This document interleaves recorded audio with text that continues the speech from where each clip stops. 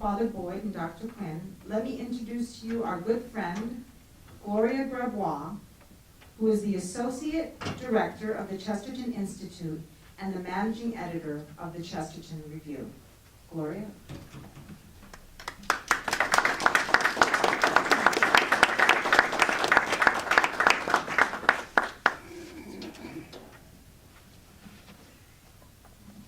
Good evening. On behalf of the G.K. Chesterton Institute for Faith and Culture at Seton Hall University, I would like to thank Crossroads Cultural Center for sponsoring today's program. And we thank you for being here today to rediscover St. Francis through the eyes of Chesterton. The Chesterton Institute, founded in 1974 by Father Ian Boyd, is based at Seton Hall University in South Orange. Its purpose is to promote the thought of G.K. Chesterton and his circle, and to explore the application of Chesterton ideas in the contemporary world. The Chesterton Review, also founded in 1974, is a journal of the Chesterton Institute and has been widely praised for both its scholarship and the quality of its writing. The journal promotes the interest in all aspects of his life, his work and ideas, including his Christian apologetics. The review is published in English and has annual editions in Spanish, Portuguese, French, and Italian. Chesterton's monumental body of work includes novels, poetry, journalism, essays, plays, and biographies, which were mostly focused on his fellow Englishmen, such as Dickens, Blake, Stevenson, Browning. But two of his most famous biographies are those of medieval saints, St. Thomas Aquinas and St. Francis of Assisi. Chesterton says of St. Francis, "We have to assume throughout, needless to say, that he was a poet and can only be understood as a poet. But he had one poetic privilege denied to most poets. In that respect, indeed, he might be called the one happy poet among all of the unhappy poets of the world. He was a poet whose whole life was a poem." We hope that tonight's program will inspire you to discover and to rediscover both St. Francis and Chesterton. We also would like to say a special thank you to Angelo and to Rita and to everyone who helped organize this year's conference. It is because of their friendship that we're here today. Thank you.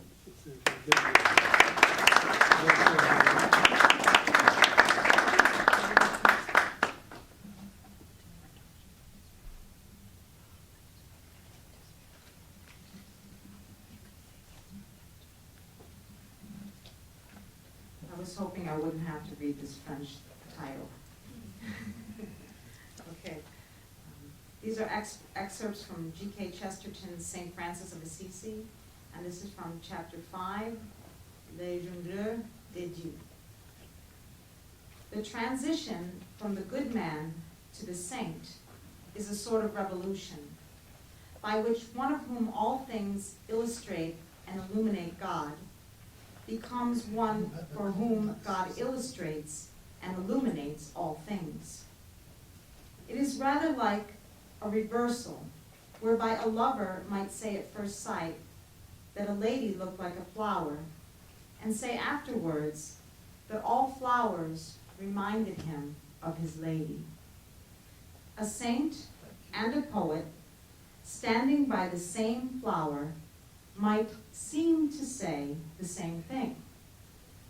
But indeed, though they would both be telling the truth, they would be telling different truths. For one, the joy of life is a cause of faith. For the other, rather, a result of faith. But one effect of the difference is that the sense of a divine presence, which for the artist is like the brilliant Laban blaze, for the saint is like the broad daylight. Being in some mystical sense on the other side of things, he sees things so forth from the divine as children going forth from a familiar and accepted home, instead of meeting them as they come out, as most of us do, upon the roads of the world. And it is the paradox that by this privilege he is more familiar, more free and fraternal, more carelessly hospitable than we. For us, the elements are like heralds who tell us with trumpet and tabard that we are drawing near the city of a great kind. But he hails them with an old familiarity that is almost an old frivolity. He calls them his brother fire and his sister water. So arises out of this almost nihilistic abyss the noble thing that is called praise, which no one will ever understand while he identifies it with nature worship or pantheistic optimism. When we say that a poet praises the whole creation, we commonly mean only that he praises the whole cosmos. But this sort of poet does really praise creation in the sense of the act of creation. He praises the passage or transition from non-entity to entity. There falls here also the shadow of that archetypal image of the bridge, which has given to the priest his archaic and mysterious name.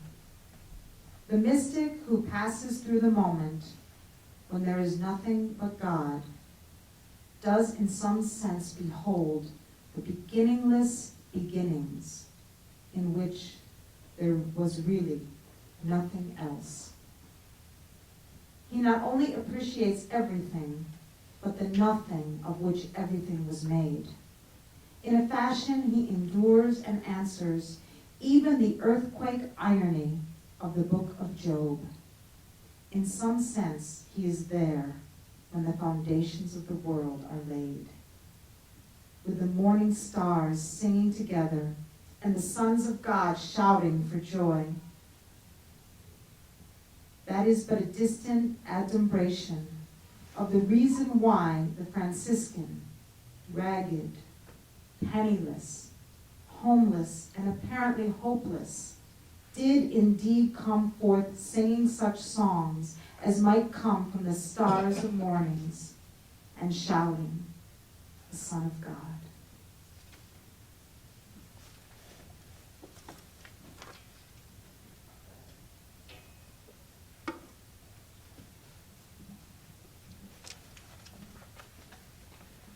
I'd like, first of all, to thank you all for coming out this evening. And then secondly, I'd like to thank Gloria and Rita for quoting all of my favourite quotations from Francis and Chesterton, which means I'm going to have to think of a few other quotations when Father Boyd and I have our conversation. But I think you'll get a sense from what Rita and Gloria said that we are dealing with a profoundly rich body of writing, and that body of writing, of course, is just a small section of an even greater body of writing from G.K. Chesterton. So what I'm going to do in the next few moments is offer a few thoughts on this remarkable book and this remarkable writer. Then we'll have another reading from Chesterton, and then Father Boyd and I will have a conversation. Few lives in history are so abundantly documented as that of St. Francis of Assisi, who was his first modern biographer, the French Protestant clergyman Paul Sabatier, in 1899. Few lives, we might add, are so admired or at times so misunderstood. Within a few years of his death in 1226, and continuing well into the following century, St. Francis was the subject of a prodigious literature that sought to preserve and, in some sense, to manipulate his memory. And in a way, he still is. Collected together in the early 20th century, these stories, like a kind of vast wake spread over 150 years, fill some 800 pages in Latin of the Analecta Franciscana, an enormous treasure trove that has intrigued scholars and disciples ever since. Yet, abundant evidence does not always yield abundant insight. Sometimes it gets in the way of it. Look, for instance, at Paul Sabatier himself. As a good scientific historian, properly skeptical of pious legend, scraping away the incrustations, gathering documents as if gathering truth, he found, or so he claimed, a more compelling story than mere hagiography. Francis, he thought, had been co-opted by Franciscans. He was a lay mystic reined in by the church, a holy man too powerful for the powers that be. Sabatier went in search of a saint and found only an argument. He thought to reveal the historical Francis, but revealed only his own ecclesiological preoccupations. And Sabatier was not singular. Every age, it seems, discovers its own St. Francis, sometimes obscuring the man himself. And yet, even that is its own tribute. After all, he seems to speak down the centuries to particular times and places, as if in possession of a truth that most of us have forgotten. I've been mistaken, Lenin is supposed to have said on his deathbed. To save our Russia, what we needed, but it is now too late, was 10 Francises of Assisi. 10 Francises of Assisi, and we should have saved Russia. In 1948, the Irish writer Liam Brophy wrote of Francis being born into a world which resembled our own in the general feeling of disintegration that haunted men, and in the growing prestige of the merchant class, the rise of the moneyed classes and the merchant princes, forerunners of our modern barons of big business, filled the masses with distaste for their lot, encouraging them in sporadic revolts against all authority. The answer, Brophy proposed, was a rediscovery of Franciscan love, so that even our troubled and tormented age might feel the life-giving warmth of it. In 1950, the Italian director Roberto Rossellini, introducing his film The Flowers of St. Francis, said that certain aspects of primitive Franciscanism could best satisfy the deepest aspirations and needs of a humanity that, enslaved by its greed and having totally forgotten the Poverello's lesson, has also lost its joy of life. In 1957, Bernard Malamud's novel The Assistant offered a Brooklyn Francis of Assisi called Frank Alpine. In 1962, Nikos Kazantzakis' novel God's Pauper ends with Francis kissing a leper in the mouth. In 1972, Franco Zeffirelli's Francis, looking suspiciously like a Californian hippie, was history's first dropout, who left, this is I quote from the trailer, history's first dropout who left a life of comfort to seek a spiritual union with the world. That is precisely, I think, what he did not seek. A spiritual union with the creator of the world might be nearer the mark. We have even had, in 1997, a cowboy Francis of Assisi set to music. I refer to the Canticle of the Plains by Rich Mullins. As of yesterday, let me report, it had 3,013 hits on YouTube, none of them from me. It is not very surprising then that G.K. Chesterton, who had an opinion on most things, should have had powerful proposals to make about Francis of Assisi. Almost from the beginning of his adult life, certainly long before he became a Catholic, Chesterton was spiritually guided by I Poverello. But figure in the brown habit, I quote, the figure in the brown habit stands above the hearth in the room where I write, he said in his 1923 biography of him. And alone among many such images, at no stage of my pilgrimage has he ever seemed to me to be a stranger. His figure stands on a sort of bridge connecting my boyhood and my conversion to many other things. In 1892, Chesterton's dark and troubled poem, St. Francis of Assisi, appeared in The Debater, a poem expressing his adolescent distaste for religious dogma of any kind. And that, we may say, is the standard attraction and standard misunderstanding of Francis for many people. In 1893, Chesterton wrote to his friend Lucien Oldershaw about a curious idea he had for a dinner party of about 6 people whose guests would include Jesus Christ, Walt Whitman, and St. Francis of Assisi. It's good to know that at least one person was from New Jersey. In 1900, Chesterton wrote an article in The Speaker, which made plain his admiration for the saint. To most people, there is a fascinating inconsistency in the position of St. Francis. He expressed in loftier and bolder language than any earthly thinker the conception that laughter is as divine as tears. He called his monks the mountebanks of God.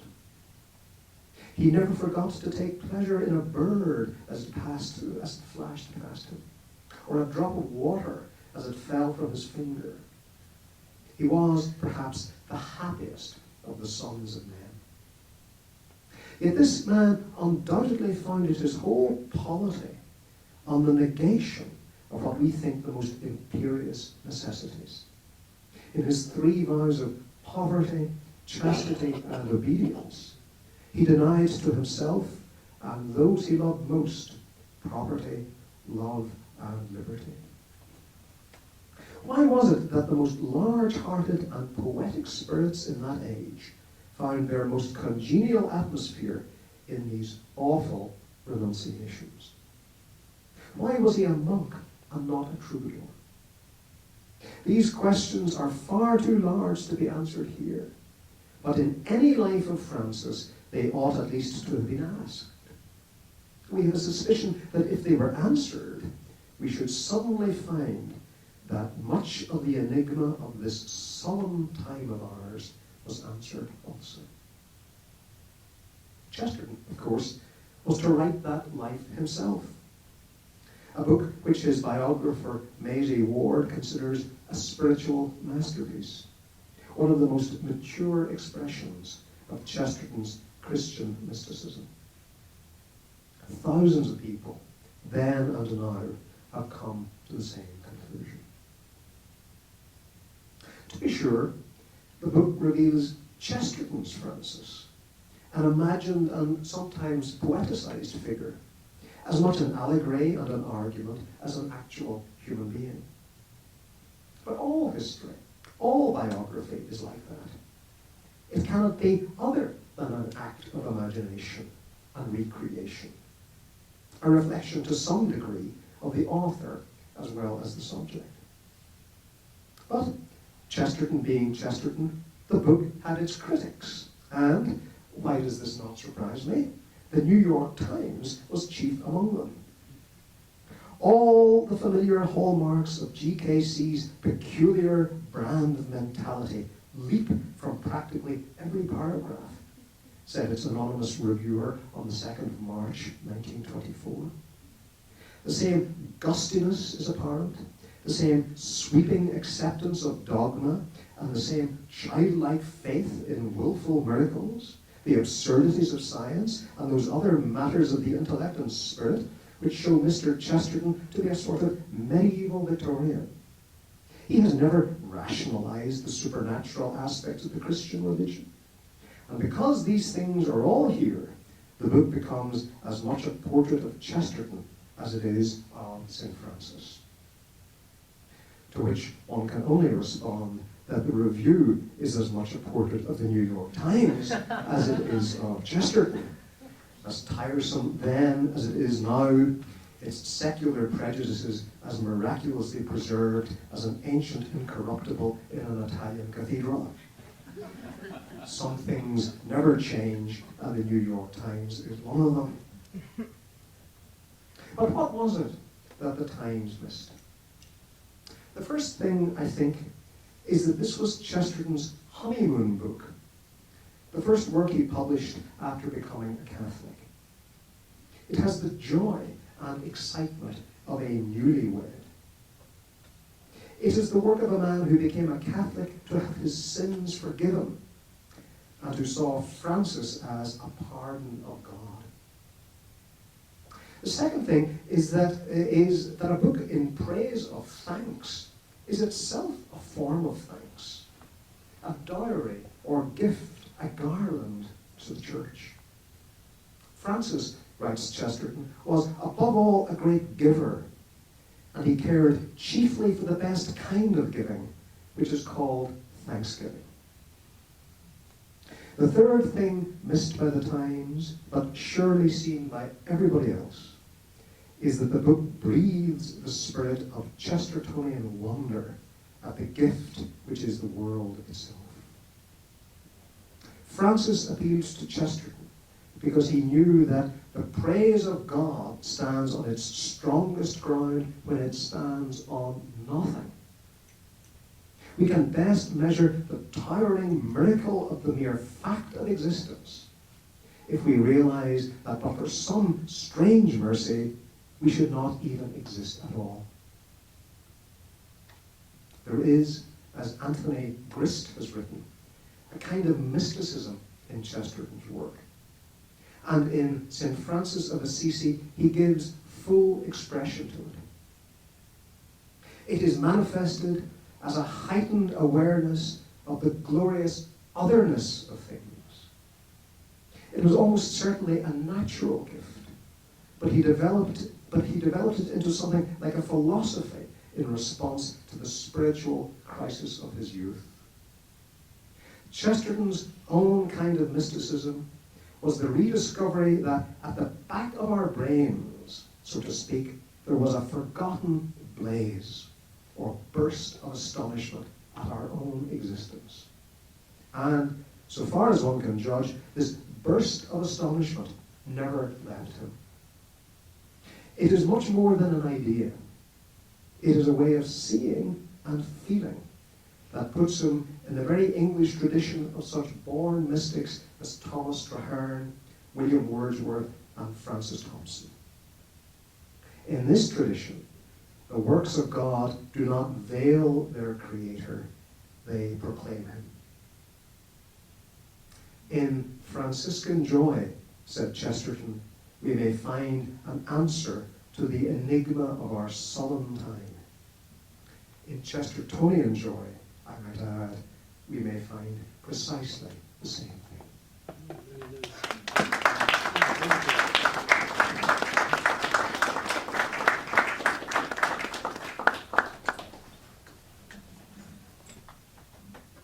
And this is from the chapter, The Truest Fairy Tale. The writer on St. Francis of Assisi may describe this divine demagogue as being, as he probably was, the world's one quite sincere democrat. He may say that St. Francis anticipated all that is most liberal and sympathetic in the modern mood. The love of nature, the love of animals, the sense of social compassion, the sense of spiritual dangers, of prosperity, and even of property. All those things that nobody understood before Wordsworth were familiar to St. Francis. All those things that were first discovered by Tolstoy had been taken for granted by St. Francis. He could be presented not only as a human, but as a humanitarian hero. Indeed, as the first hero of humanism. He has been described as a sort of morning star on the Renaissance.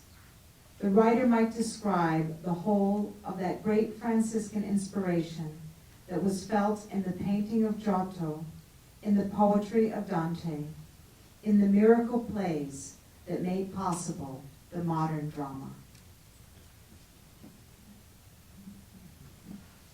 Father Boyd and I are now going to have a kind of a conversation, and as with all good conversations and some bad conversations, we don't know where it will go. I'll make a few thoughts and observations and comments, and Father Boyd will run with them, and we'll see how we can understand more deeply the works of Chesterton and the great work, the great poem, as Chesterton said, of the life of St. Francis of Assisi. And I suppose, Father, the first thought that comes to mind is that this is kind of an odd meeting. Chesterton and St. Francis seem, in some respect, very different people. Francis obviously spoke very profoundly to something in Chesterton. Chesterton was, in a way, a Franciscan long before he became a Catholic, and Francis brought him into the church in some ways. The book itself, as Chesterton says, is written with a kind of a difficulty, and the difficulty is that, as Chesterton said, there are, three ways that you can write the biography of Francis, and the first two are impossible. The first way is to regard Francis as merely a kind of humanitarian, and to remove the God from the story. And as Chesterton says, this would be a bit like writing the life of Nansen and not talking about the North Pole. You simply can't talk about Francis without talking about God. So the merely humanitarian approach to Francis is an impossibility. The other side, or the other extreme, would be to emphasize the kind of the theological austerity, the self-denials, the kind of the extreme penitential side of Francis. And as Chesterton said, only a saint could write that kind of a book, and Chesterton is not a saint, although some people are kind of working on that prospect at the moment. So you can either stress the humanitarian side at the exclusion of God, or you can stress the kind of theological side at the exclusion of Francis's humanity. And as Chesterton said, those two are impossible. So what you're left with is simply seeing what can be explained, and on the basis of what can be explained, trying to reach what can't be explained. So with Francis, there's this odd sense that some parts of his life are explicable to us, are kind of historically explicable. I mean, he's a man of his time and of his place. So we can, if you wanted to do something along the lines of Paul Sabatier and simply explain him historically, that is available to us. But there's this other side of Francis, which really invites us to a kind of a spiritual communion, which is kind of beyond history. So is that a fair way of thinking of the problem of St. Francis, that we have to explain what is inexplicable by explaining what is explicable? I think that is a fair way of approaching the problem of St. Francis. But as you say, each remarkable thinker who writes about St. Thomas or St. Francis and St. Thomas or any saint ends up revealing a great deal about himself. And I think that is true of Chesterton. Oh, Chesterton made a comment once about the Bible, which might throw some light on this problem. Chesterton said, when you read the Old Testament, you discover that there's really only one character, God himself. And all the individuals, all the human individuals in the Bible are mere instruments of God. The prophets are his trumpet. he picks them up and he uses them, and the overwhelming presence of God. But in the New Testament, after the incarnation, you have you have a sense of the human. God becomes after the incarnation. There is the materiality of life becomes extremely important, and as Chesterton said, the work of God is material, and really it's only the work of the devil which is spiritual. That the test then, the humanity of Francis becomes a revelation of the divine. He is incarnate. But in Chesterton's own life, I do see not a problem, but something of a mystical puzzle, and that is Chesterton's wonderful cheerfulness about life. You remember his comment in one of his novel, Man Alive.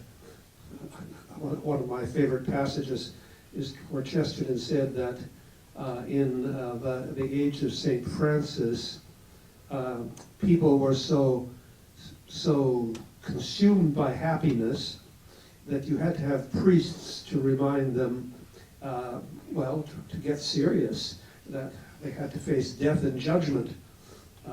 But Chesterton said, in our gloomy age, we need a new kind of priest, a priest who would remind people that they're not dead yet. I think in a way that joy pervades Chesterton's own writing. What's it, Kafka's wonderful comment about Chesterton? When he read his novel, The Man Who Was Thursday, Kafka said, I don't know who he is, but he's so happy, I think he's found God. I think that's Chesterton's Unitarian childhood, the happiness of his childhood. Remember Bernard Shaw said of Chesterton that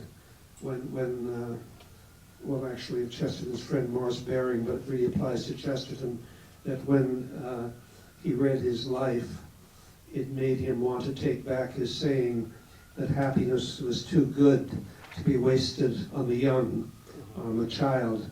So the happiness of Chesterton seems to make it almost unnecessary to have a theology of grace.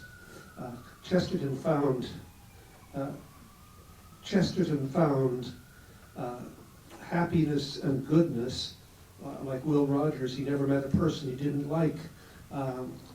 He saw with Whitman that human beings were the masks of God.